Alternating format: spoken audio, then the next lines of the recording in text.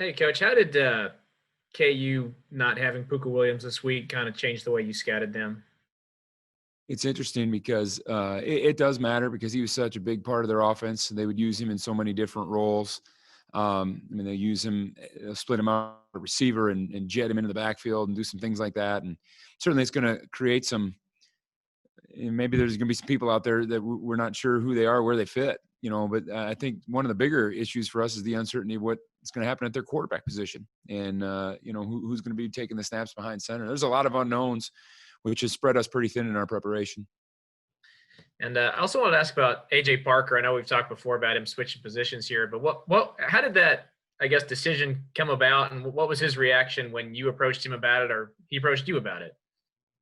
He was very excited about it. It came about more out of necessity than anything else. I mean, there was a couple of weeks there where the cupboard was bare with what we had. I mean, we had a lot of guys that were cross-training in a number of positions. He was a guy that, nickel is a very important position for us, and he was a guy that probably had the learning capacity to pick that stuff up quickly. We threw him in there in practice, and he shined, and he loved it. And so we just continued to progress him in that role, and we played him in that role in Oklahoma, not quite sure how it would manifest itself in game day, and it was great. He's been tremendous every week. So is he still pumped to be playing there?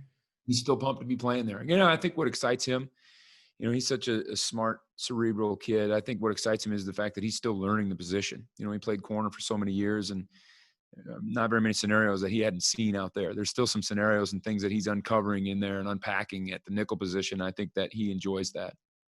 All right, thanks, Joe. Appreciate it. Michael? Yeah, Joe, what gets your attention most about Andrew Parchman, number 4 for KU wide receiver?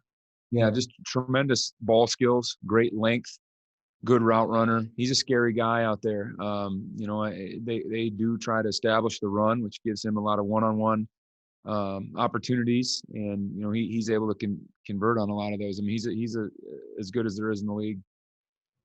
What's been your major emphasis this week versus last week? Our big emphasis this week, and as it is on every week, but it's just on us. It's just our running of the ball, our attention to detail, our body position, our finish. Those are the things that interest us more so than what opponents are doing. Fitz? Coach, following up on that, how is the team progressing in those kind of fundamental things that maybe you were a little bit behind with earlier in the season? Yeah, good question. We had huge last week, especially a huge young guy emphasis, and that's going to probably show a little bit. I mean, I think you might see some guys that maybe you haven't seen yet this year. A guy like Amaris Brown comes to mind. A guy like Hunter Henry comes to mind. Some guys that just needed more snaps, and we were able to give that to them over the past couple of weeks, and hopefully they can show us what they can do on game day a little bit.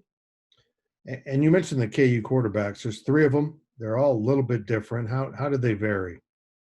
Well, I worry about the athleticism of Daniels, and just the fact that he's got tremendous speed. He's got a hose for an arm. I mean, he's a guy that certainly has some talent, but doesn't probably have the time on task as the other 2 do. Kendrick is a really sharp decision maker. Obviously, he's played the most this year, and he's probably the most comfortable with what they're doing. And then McElvey, I mean, has to fit into the equation somewhere. I mean, we didn't see a lot of him, but he's obviously the guy that started the year, so they must think highly of him. And so you're right. They are all a little bit different. Our attack on all 3 would be a little bit different, and we'll have to see how it all plays out on Saturday. Thanks, Coach. Last one here, Derek. Coach, we haven't talked much about the linebackers this year. How would you assess the 4 that you're playing right now, and where do they need to get better, and what might we see moving forward from them? They've been tremendous. They've been solid.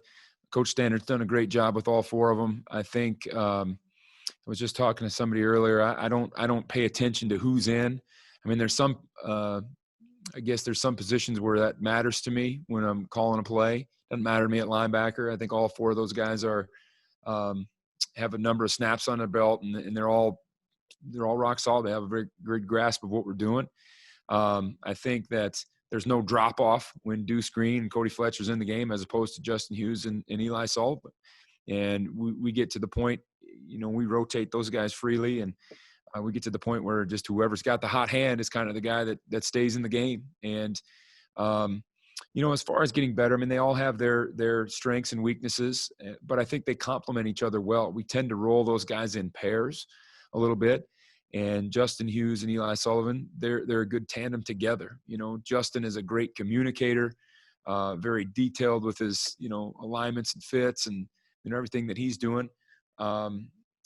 Eli's not a great communicator. He's a work in progress that way. I shouldn't say he's not, but he's not a loud guy.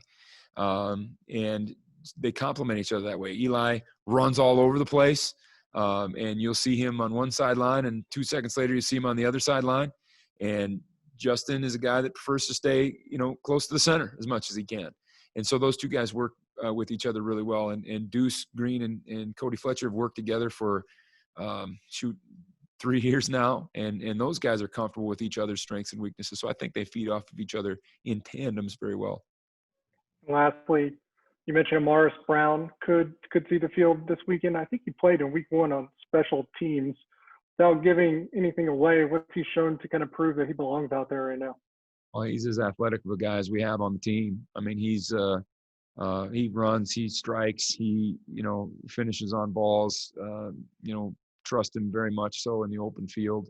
His biggest thing was just didn't have the depth of knowledge in our package. And as we talked earlier, I think the reps have helped him a lot this week, just hearing the terms, getting to, chomp down on a game plan instead of the entirety of our package for 2 weeks has helped him a lot.